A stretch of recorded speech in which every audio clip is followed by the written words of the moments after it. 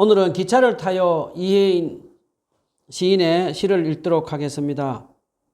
기차를 타요 도시락 대신 사랑 하나 사들고 나란히 앉아 창밖을 바라보며 서로의 마음과 마음을 이어서 길어지는 또 하나의 기차가 되어 먼 길을 가요.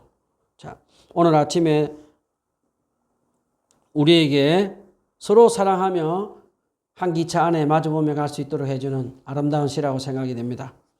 자, 오늘은 요한복음 8장 1절로 11절 본문을 가지고 하나님의 은혜의 말씀을 나누도록 하겠습니다. 요한복음 8장 1절로 11절 다 같이 한 목소리를 읽어봅시다. 시작. 예수께서는 올리브산으로 가셨다. 이른 아침에 예수께서 다시 성전에 가시니 많은 백성이 그에게로 모여들었다. 예수께서 앉아서 그들을 가르치실 때에 율법학자들과 바리새파 사람들이 가난을 하다가 잡힌 여자를 끌고 와서 가운데 세워놓고 예수께 말하였다. 선생님, 이 여자가 간음을 하다가 현장에서 잡혔습니다. 모세는 율법에 이르는 여자들은 돌로 쳐 죽이라고 우리에게 명령하였습니다. 그런데 선생님은 뭐라고 하시겠습니까? 그들이 이렇게 말한 것은 예수를 시험하여 고발할 구실을 찾으려는 속셈이었다. 그러나 예수께서는 몸을 굽혀서 손가락으로 땅이 무엇인가를 찢었다. 그들이 다 같이 물으니 예수께서 몸을 일으켜 그들에게 말씀하셨다. 너희 가운데서 죄가 없는 사람이 먼저 이 여자에게 돌을 던져라. 그리고는 다시 몸을 굽혀서 땅이 무엇인가를 찢었다. 이 말씀을 들은 사람들은 나이가 많은 이로부터 시작하여 하나하나 떠나가고 마침내 예수만 남았다. 그 여자는 그대로 서 있었다. 예수께서는 몸을 일으키시고 여자에게 말씀하셨다. 여자여, 사람들은 어디에 있느냐? 너를 정죄한 사람이 한 사람도 없느냐? 여자가 대답하였다. 주님, 한 사람도 없습니다. 예수께서 말씀하셨다. 나도 너를 정죄하지 않습니다. 가서 이제부터 다시는 죄 짓지 말아라.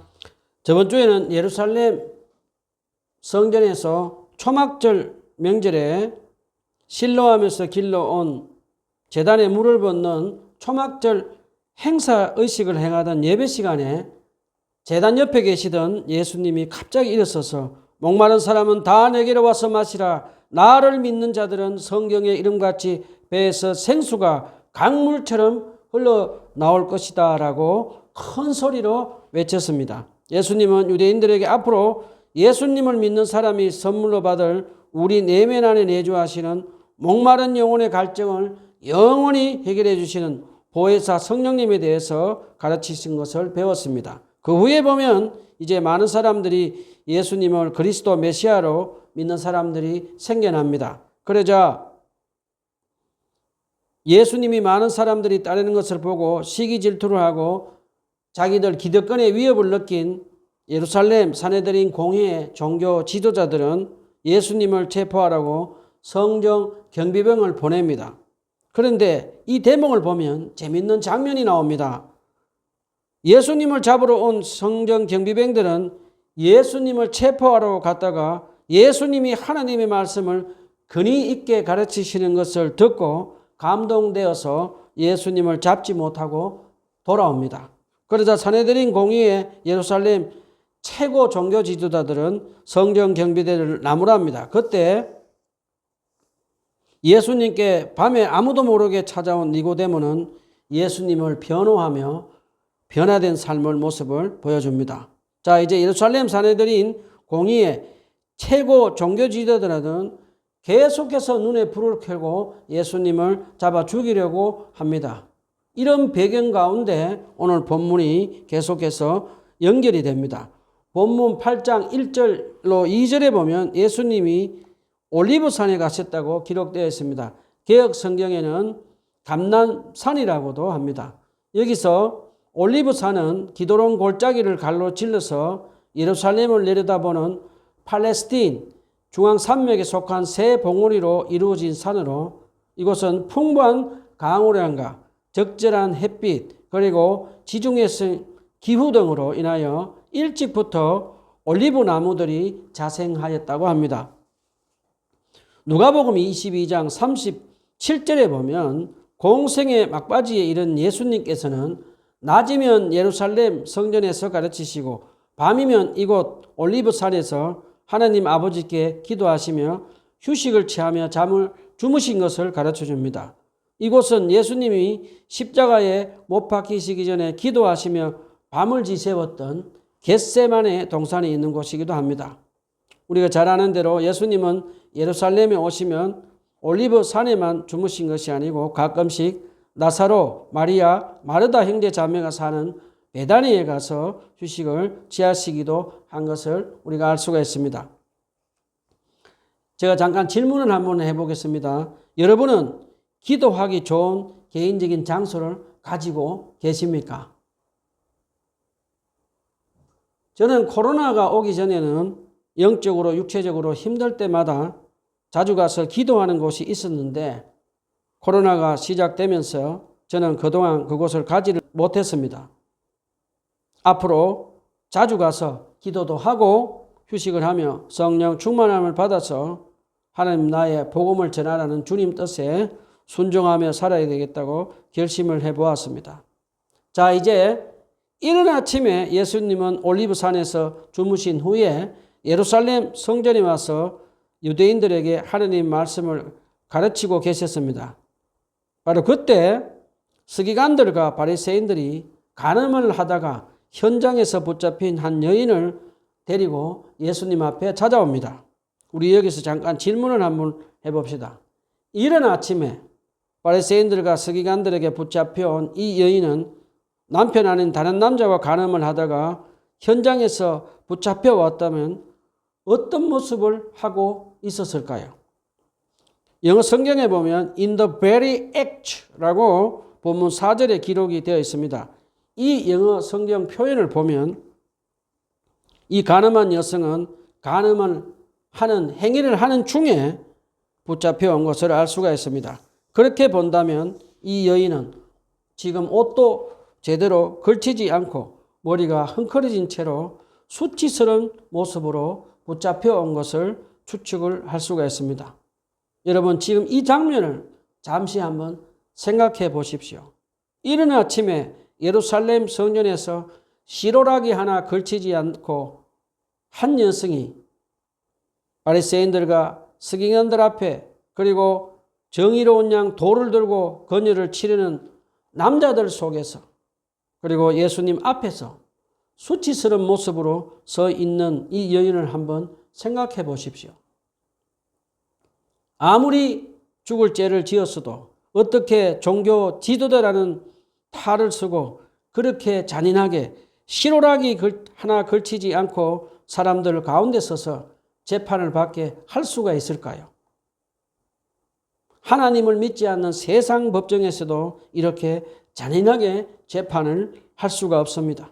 저는 이 장면을 보면서 서기관들과 바리새인들이 종교라는 탈을 쓰고 얼마나 인간이 잔인하고 싸악하게 한 여성을 무자비하게 죽이려고 하는지 인간의 탈을 쓰고는 도저히 할 수 없는 양심의 하인맞은 모습을 볼 수가 있었습니다. 왜냐하면 신명기 22장 23절로 24절에 보면은 모세 율법에는 유부녀가 다른 남자와 간통하는 경우에는 두 사람 다 돌로 쳐 죽이도록 규정이 되어 있습니다.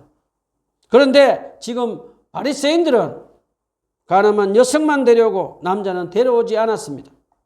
지금 이 장면을 보면 바리새인들과 서기관들은 율법을 정의롭고 공평하게 행하지 않고 힘없고 가난한 사회적 약자인 한 여성만 죄인으로 만들어 죽이려고 하며 심한 남녀 차별을 하는 것을 우리에게 가르쳐 줍니다. 우리 여기서 잠깐 질문을 한번 해봅시다. 남녀가 간통을 할 때는 두 사람만 은밀한 장소에서 할 수 있고 다른 사람은 그 장소를 알 수가 없습니다. 그런데 서기관들과 바리새인들은 이 여자가 간통하는지를 어떻게 알았으며 어떻게 그 현장에 갈 수가 있었을까요?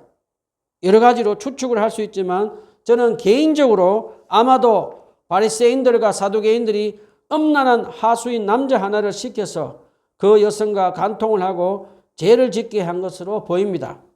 그리고 그들은 가늠한 현장에서 하수인 그 남자는 보내주고 이 여성만 잡아와서 지금 예수님 앞에 데리고 와서 희생제물로 삼아서 예수님을 올무에 씌워서 죽이려고 한 것을 알 수가 있습니다. 자, 이제 본문 4절에서 5절에 보면 서기관과 바리새인들은 가늠하다 붙잡혀온 여인을 가운데 세워놓고 선생님, 가늠하다 현장에서 잡혀온 이 여인은 모세는 돌로 쳐 죽이라고 했는데 선생님은 어떻게 하시겠습니까? 라고 예수님께 질문을 합니다.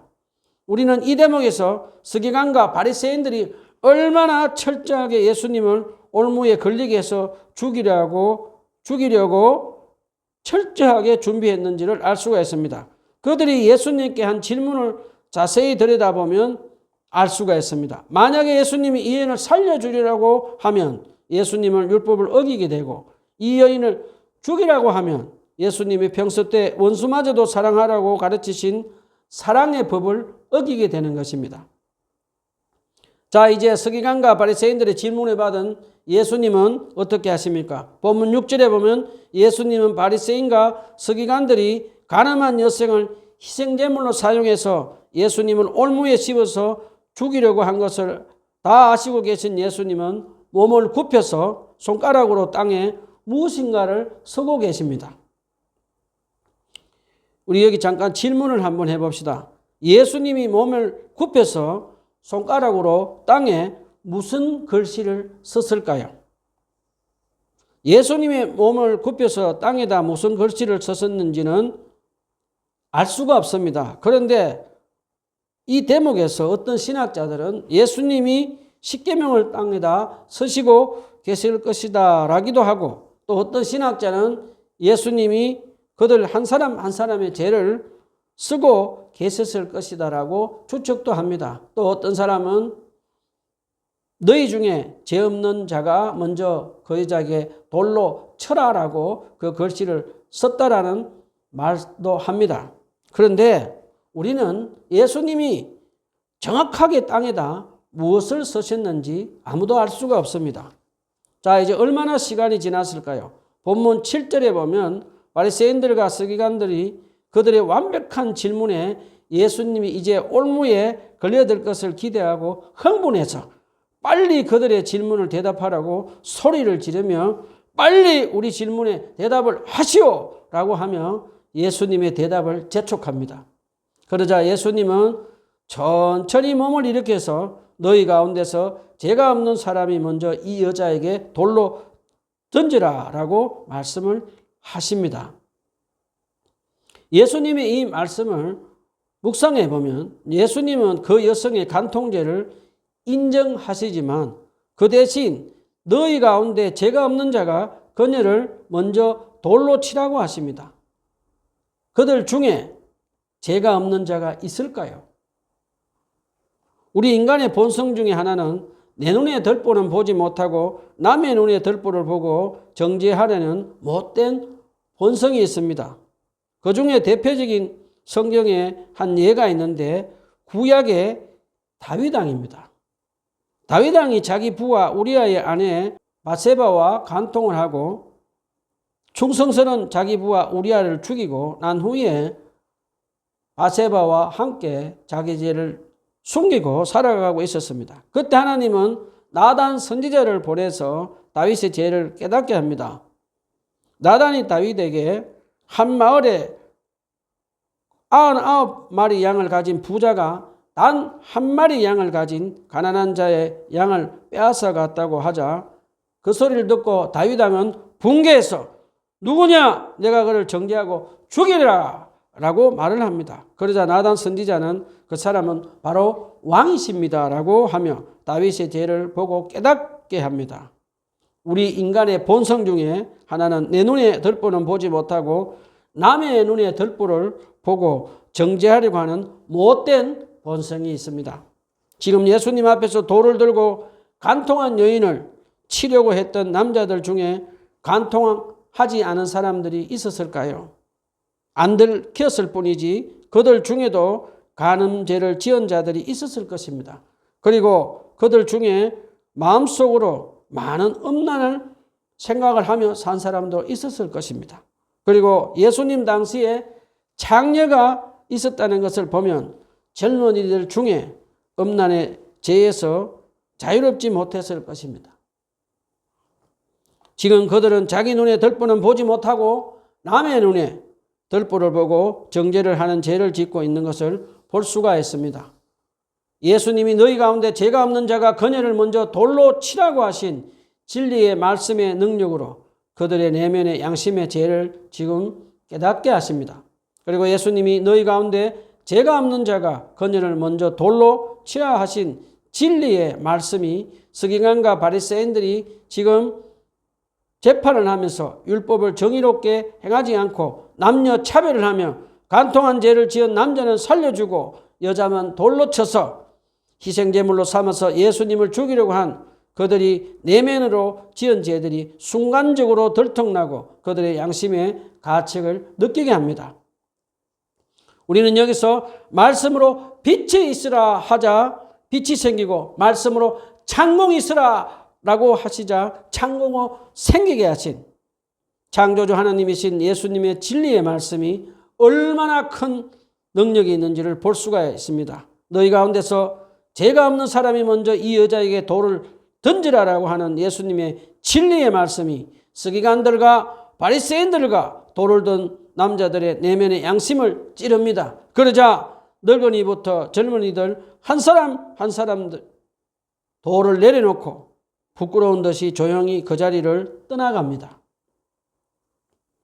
자, 이제 본문 11절로 12절에 보면 돌을 들고 흥분한 사람들이 다 돌아간 후에 예수님과 그 여인만 남게 되었습니다. 그러자 예수님은 간통한 그 여인에게 여자여 사람들은 어디에 있느냐? 너를 정죄한 사람이 한 사람도 없냐라고 질문을 하십니다. 그러자 그 여인이 주님 한 사람도 없습니다라고 대답을 합니다. 그러자 나도 너를 정죄하지 않는다. 가서 이제부터는 다시는 죄를 짓지 말아라라고 말씀을 하십니다. 자, 우리는 이 장면에서 예수님은 서기관과 바리새인들이 쳐놓은 올무에 걸려서 돌에 맞아 죽을 위험한 상황 속에서 슬쩍 얼버무리면서 예수님은 이 상황을 피해서 다른 곳으로 갈 수도 있었습니다. 그런데 한 영혼을 천하보다 귀하게 여기신 예수님은 가늠하다 돌에 맞아 죽을 죄를 지은 이 여성을 위해서 아차 잘못하면 돌에 맞아서도 죽을 수도 있는 이 위험한 상황 속에서 예수님은 그녀를 위해 목숨 걸고 이 여인을 사랑하시고 그녀의 죄를 용서해 주시며 구원해 주신 것을 가르쳐 줍니다. 자, 이제 예수님의 사랑과 죄 용서를 받은 이 여인은 지금 악한 사단의 죄와 죽음에서 해방되고 그동안 그녀가 지은 죄를 용서받고 그녀의 과거의 죄에서 해방이 된 것을 가르쳐 줍니다. 그리고 예수님은 그녀가 죄를 용서받고 난 후에 다시 죄를 지어서 악한 사단의 죄와 죽음의 지옥의 건세에 빠지지 않도록 예수 그리스도 이름으로 기도에 물리치며 죄와 싸우도록 가르쳐 주셨습니다. 예수님의 놀라운 사랑과 용서를 경험한 이 여인은 어떻게 살았을까요? 요한복음서에 보면 사도 요한은 특별히 두 여인이 예수님을 만난 후에 변화된 삶을 사는 것을 가르쳐 줍니다. 한 명은 남편이 5명이나 있었던 사마리아 수가성 여인이 예수님을 만난 후에 죄를 회개하고 하나님의 복음을 전하는 변화된 삶을 살게 된 것을 배웠습니다. 그런 관점에서 보면 오늘 본문에서 나오는 간통하는 죄를 짓고 돌에 맞아 죽을 위기에서 예수님의 사랑과 용서를 경험한 이 여인은 예수님을 만난 후에 죄를 뉘우치고 회개하고 다른 사람을 예수 그리스도의 사랑으로 용서하며 초대 교회에서 하나님 나라의 복음을 전하는 변화된 삶을 살게 되어서 요한복음 8장에 기록이 된 것을 가르쳐 줍니다. 사도행전에 공부해 보면 예수님의 제자들과 스데반 집사, 사도 바울, 그리고 교회사에 나온 어거스틴 같은 사람들을 보면 공통점이 하나 있습니다. 하나님의 아들 예수 그리스도께서 십자가 위에서 내 죄를 대속해서 죽으시고 부활하신 예수 그리스도의 십자가의 사랑과 죄 용서를 경험하고 성령으로 거듭난 그들은 다시는 악한 사단의 죄, 죽음, 지옥의 건세 아래 각오로 돌아가지 않는 것을 봅니다. 그리고 예수 그리스도의 십자가의 사랑과 용서를 받은 강력한 감동을 받은 그들은 성령의 능력으로 원수 같은 사람을 예수 그리스도의 사랑으로 용서하고 하나님 나라의 복음을 전하는 변화된 삶을 산 것을 우리에게 가르쳐 줍니다. 저는 오늘 본문을 묵상하다가 우리나라는 말로 장발장애로 번역된 책으로도 나오고 또 영화로도 레미 전하볼이라는 빅토르 위구가 만든 것을 보았습니다. 저는 그 영화를 보면서 장발장이 빵 한 조각을 훔쳐서 19년 동안 감옥살이를 하다가 이제 세상으로 나옵니다. 장발장은 세상으로 나왔지만 전과자라는 이유로 아무도 자기를 재워주거나 음식을 주지도 않았습니다. 그러던 어느 날 장발장은 예수 그리스도의 사랑으로 가득 찬 미리엘 신부의 도움을 받아서 성당에서 식사와 잠자리를 제공받게 됩니다. 그러던 어느 날 성당에서 잠을 자고 나오면서 생활고에 시달리던 장발장은 미리엘 신부 몰래 언쟁반 접시를 훔쳐나오다 경찰에게 붙잡혀서 성당으로 오게 됩니다. 그러자 그 성당에 있던 그리스도의 사랑으로 충만한 미리엘 신부는 경찰에게 그 언쟁반 접시를 자기가 장발장에게 주었다고 하면서 장발장이 감옥 가지 않도록 도와줍니다. 자, 이제 장발장은 미리엘 신부의 사랑과 용서를 받고 다시는 죄를 짓지 않고 가난한 사람들과 불쌍한 사람들을 사랑하고 용서하는 변화된 삶을 살게 되는 내용이었습니다. 저는 그 영화를 보면서 예수 그리스도의 사랑과 용서를 받은 사람은 변화되어서 다른 사람을 사랑하고 용서를 하게 된다는 것을 배울 수가 있었습니다. 예수 그리스도의 십자가의 사랑과 용서를 강력하게 경험한 사람은 예수 그리스도의 사랑으로 원수 같은 사람도 사랑하며 다른 사람의 죄를 정죄하지 않고 살아야 합니다. 우리가 그렇게 살아가면 우리를 통해서 예수 그리스도의 사랑으로 용서받은 그 사람도 다른 사람에게 예수 그리스도의 사랑과 용서하는 변화된 사람이 되어서 하나님 나라 복음을 전하는 것을 꼭 기억합시다. 우리는 신앙생활을 오래 하다 보면 내 눈 속에 있는 덜보를 보지 못하고 남의 눈 속에 있는 덜보를 가지고 정죄하려는 못된 본성이 있는 것을 꼭 기억합시다. 다른 사람을 정죄하지 말고 예수 그리스도의 사랑으로 용서하고 살아야겠습니다. 그런데 여러분, 우리 힘으로 우리 능력으로 남의 죄를 정죄하지 않고 원수 같은 사람을 사랑하고 용서할 수 있을까요? 절대로 우리 힘으로 우리 능력으로 되지 않습니다. 우리는 그러면 어떻게 해야 될까요?